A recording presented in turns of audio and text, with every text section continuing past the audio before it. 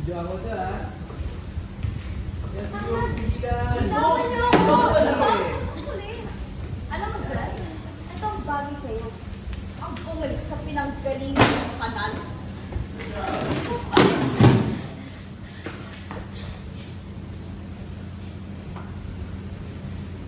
Tumigil nga kayo! Walang kinalaman si Zef sa nangyari kay Anton. Nandun ako! Pilit hinila ni Anton si Zef. Tapos pinagtanggol lang siya ni Josh. Tapos si Anton ang sumugod. Tapos nagmali lang siya ng bagsak. Siya ang gumawa nun sa sarili niya. Wala kasalanan si Zef.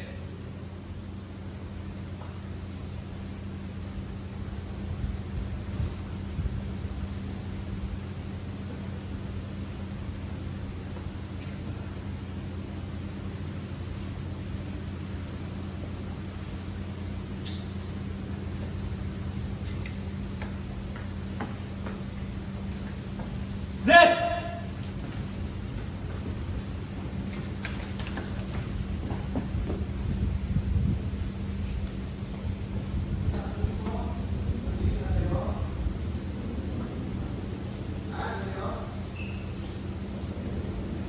Standby na dyan.